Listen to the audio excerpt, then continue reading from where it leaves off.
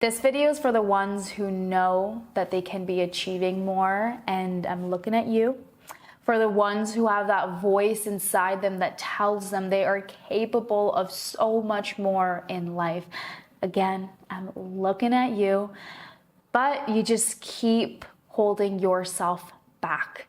And you keep struggling with the self-doubt and the negativity, and you just don't know how to navigate it. I am so grateful and glad that you found this video, because this video is forever going to change the way you look at yourself, the way that you see high performers and how they perform at a high level. And this video is going to teach you how you can unlock your limitless potential. If you're new to this channel, my name is Dr. Bisley Natalie, and I teach you how to optimize your brain so that you can become a high performer. I'm so passionate about this topic because I was once someone who struggled with her brain health. I was diagnosed with depression. And I was at this point where getting out of bed was hard. I wouldn't shower. I didn't want to talk to anybody. And I was just so toxic to everything that I touched in my life. And despite all this, I had this voice inside me, and that voice was really quiet at that time. But this voice inside me that was just telling me that I am capable of so much more. This voice that was just telling me I can achieve great things in life. And the voice was quiet, but it was there. And I would hear it every once in a while. And to be honest with you, that voice is what got me through some of my darkest time, because I was like, this voice is there for a reason. And there's a reason that you have that voice inside you, that voice that tells you that you are capable of great things, that voice that tells you that you can be doing and achieving more. But when your brain health holds you back, when your own thoughts and negativity hold you back, it can be so frustrating.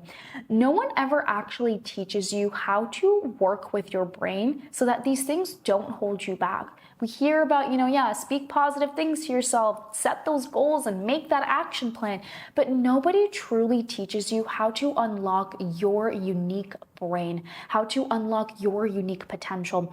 And I've experimented with my brain health for years and years to truly figure out what it is that works for me.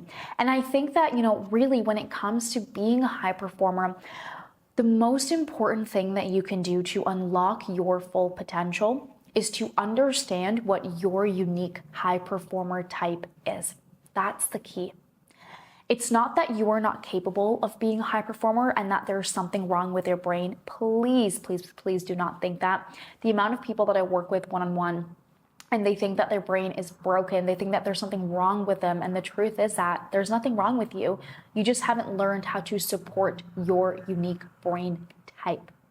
And this is what this video is about, is understanding what your unique brain type is and what type of unique high performer you are, so that you can then build the appropriate strategies in your life to support your brain health and unlock your full potential. So there are essentially 7 different types of high performers. These are personas that I have created after being in this world and industry for a while, and just really seeing some of the similar patterns that show up in different types of high performers. So that's what we're going to go through, the different types of high performer, understanding each type, the signs of each type, some of the strengths and weaknesses. And if you're just like, oh my God, just tell me what my high performer is, I would recommend start with my quiz. It's in the bio and the link, and it's called What Type of High Performer Are You? You'll see that link there, and do the quiz. It's only 10 questions. You can do it in less than 5 minutes. And by the end of it, you'll know what type of high performer you are. And you'll start getting some tips on how to really optimize your strengths and work on your weaknesses and support your brain health so that you can really unlock your full potential. So let's go through the high performer types. So the first one here is visionary. The visionary, just as the name says it, is the big picture thinker. The visionary loves groundbreaking projects. Think of them as like the inventors of our society, right? Like the Einsteins and the Teslas of our society, essentially. And they're the ones who love to create. They're always looking for that groundbreaking project that's going to just make a big impact and big change in the world. And oftentimes when we look at visionaries, like they seem like really inspirational inspirational people. And we almost have this wonder of like, wow, like how does your brain work, or where did that idea come from? They tend to be pretty big risk takers. And the piece about visionaries to watch out for, so if you're just like, ooh, that kind of sounds like me, again, go to the quiz because you'll actually see which one you are. The amount of times I hear people telling me, oh, this one sounds like me, but then they do the quiz and they get a completely different result than they thought who they actually were. So the thing about visionaries is that they tend to be very impatient. When you're someone who has like this big picture idea and you have these big picture thoughts, you tend to be very impatient and you tend to struggle with the little details of things because you're just so like zoomed out and focused on the big picture. And visionaries hate the practicality and the realisticness of things that they sometimes forget to think about when they have really big and grand ideas. So that is the visionary. The next one is leader. So similar to the name, leaders love to lead and guide others. Leaders tend to be very inspirational in our society as well. They tend to be ones who are like decisive, right? If you need to lead people, you have to be decisive and authoritative. They also tend to be very influential and optimistic. And we tend to go towards people like that, right? People, and these are the qualities of a great leader in general. Someone who's influential and optimistic and can guide and be decisive and support other people on their way to success. And that's what also makes leaders very unique, is that they're really great at helping other people kind of step into their limitless potential. But some of the weaknesses of leaders to watch out for is that they can dominate. So because leaders, sometimes they're overconfident, so they feel like they know what's best for everybody. And as a result of that, they can sometimes dominate and tell people to do things without actually getting the other person's input to see if it's something they want to do. And sometimes leaders, very similar to visionaries in this sense, they can overlook the small details because they're so zoomed out on the big picture. So that is the leader. The next one is achiever. I'm like an achiever to the core. This is my high performer persona. So achievers, lots of entrepreneurs. So if you're an entrepreneur, you could very well fit into this persona, very entrepreneur-like. But achievers tend to be very goal-oriented. Right? They're just like, let's achieve that next thing. They're very driven and ambitious. They work really hard. They're resourceful, adaptable. When you are going through a problem and you might need a solution, achievers, they're just like, let's figure this out. Let's get through this and move past this so we can achieve our goal. Visionaries are also great when it comes to that problem solving piece and thinking outside of the box and finding unique solutions. But now here's some of the weaknesses of the achiever, which I so relate to. Impatience. You're just like, I'm ready to get to that next goal. I'm ready to do the next thing. And sometimes we have to be realistic about how long it takes for us to get things done. And in my mind, I've just made up the mindset of like, things are always going to take longer than I think they're going to, because my achiever mindset is like, this can get done like tomorrow, when really it's probably going to take a couple days or weeks. Achievers are really at a high risk of burnout because they're constantly like, go, go, go, go, go. Next thing, let's get her done. And achievers can sometimes also be impulsive. So as you can see, entrepreneurs definitely fit into this mindset, right? This like impulsivity of just like the shiny new object and I need to get this and that. And this is something that I've really had to watch out for as well. So as you can start to see with me just sharing, like when I understood that I was an achiever, it completely changed the way that I showed up in my day. And I started to really tune into the ways that I was sabotaging my health and specifically my brain health, and worked on strategies to build more patience, to make sure I wasn't burning out, and to really implement strategies and so that I could make decisions in a way that wasn't impulsive and I wasn't jumping on to that next shiny object. And as an achiever, I have unique ways that I need to take breaks, unique foods to support my brain, and ways to support my sleep and movement, and supplements that are going to support me more than potentially different archetypes. So this is why it's so powerful to really understand the type of high performer you are, because when you do understand your type, it completely changes the way that you show up in the day. And the reason that I love this too is because it just proves to you that, again, there is nothing wrong with your brain. It's not that you aren't capable of achieving your goals and getting things done. It's just that you just don't know what type of high performer you are and how to support your unique brain. I'm such a big believer that each and every one of us are capable of so much greatness. Each and every one of us have this like unlimited potential just waiting to be unleashed to the world. And when you understand what type of high performer you are, it just changes the game up. All right, let's keep going through it. The next one is perfectionist. So similar to the name, perfectionists are very detail oriented. They love accuracy. They strive for excellence. Usually perfectionists are very, very knowledgeable and have some sort of expertise in a specific area. And they're very much committed to learning and growing.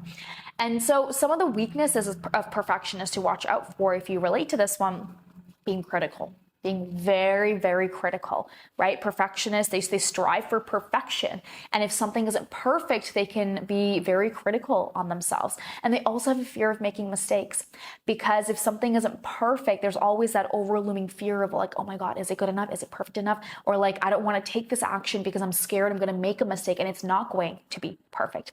And then sometimes perfectionists can also just overly focus on their area of expertise. And as a result of that, they never really truly branch out and try to understand sometimes other areas that can actually support them.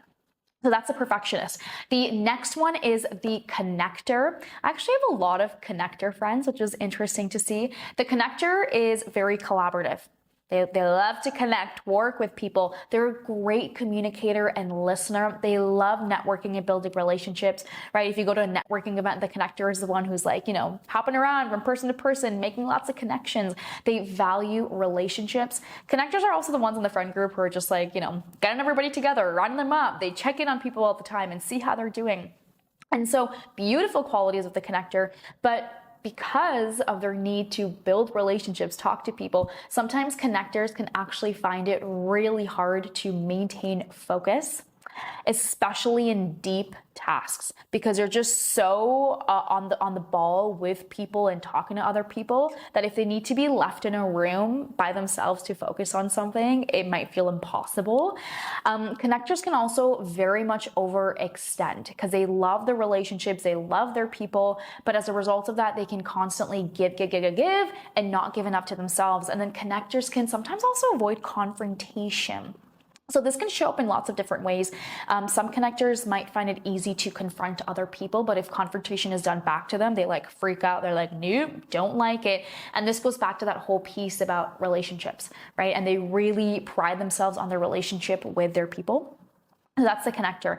The next one is supporter. Supporter is the behind the scenes person who's very reliable. They like stability and predictability. They're good at following through with things. And so supporters are great members of the team who just really help get things done. And you can always trust them to be there on time and get their stuff done on time. So we all need supporters in a team. But some of the weaknesses of a supporter is that one, they could be overburdened. So sometimes supporters find it really hard to kind of set boundaries and tell other people that actually I'm at capacity right now. And this comes from their need to always want to be there for others. And sometimes what can happen with supporters is that because they're so used to working behind the scenes, sometimes they forget to acknowledge their own success. Or if a supporter is a part of a team, sometimes someone else might forget to acknowledge their success and the effort they've put in because they don't always beg for the spotlight, but supporters do want that appreciation just as much as anybody else and be recognized for the hard work that they're putting in. And then the last one is the analyst. So the analyst, as the name says, love the logic, love the facts and the numbers. I work with a couple of analysts, and my business partner Tara, with my other business All About Mental Empowerment, where we do workshops for students, parents, and teachers in schools. She's an analyst, and I just love that so much about her because I am not an analyst. I'm like the opposite from an analyst.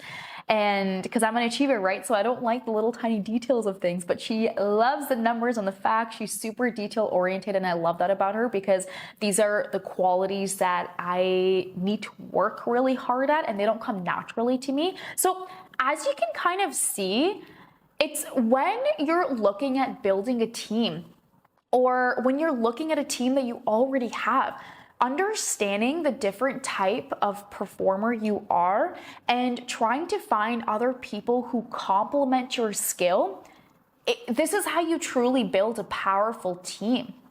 And build a team with people that have all these different skills, and man, your team becomes unstoppable. Like, for example, I'm so grateful that Tara has some of these traits and skills that don't come naturally to me, because then our team is so balanced out and all these areas still feel supported. So with the analyst, some of the weaknesses can be that they can sometimes seem detached or lack empathy because they make decisions based on facts. If emotional things come up, sometimes analysts have a hard time really grasping that, because they're like, hang on a second, but these are the facts, so where's all this emotion coming from? Analysts can sometimes be very reserved, and sometimes they can also be so meticulous that on its own actually prevents them from moving forward. So these are the high performer types. As you can see, all these different types have little unique nuances about them. Some of the things do overlap, of course, but a lot of these personas are actually different, and these archetypes are different. And every single one of these archetypes has a unique brain, has unique ways that they need to be supported with nutrition, movement, sleep, in terms of how they take their breaks, in terms of how they schedule their days. So for example, a connector, if they want to make the most of their day, they should start their day off with their hardest, deep focused tasks first. Because for a connector, meetings and connecting with other people comes easy to them. So that should be saved for closer to the end of the day or later in the day, when your energy starts to maybe wane down a little bit and you want to have the most energy for the stuff that feels hardest to do first, which is those deep focus tasks. So that just goes to show you, oh my God, I just like, blah, that was like a word mouth vomit. I don't even know what the word vomit, not mouth vomit. Oh my God, word vomit. So that just goes to show you an example of how someone could structure their day. And this completely changes things up for people and how they're showing up. Because essentially you want to understand and leverage your strengths, and you want to support your weaknesses so that they actually don't hold you back from unlocking your full potential. So as I said before, start your high performer journey by taking the quiz. Find out which high performer you are and start to unlock the unique nuances of your brain and start to understand yourself better so that you can unlock your full potential.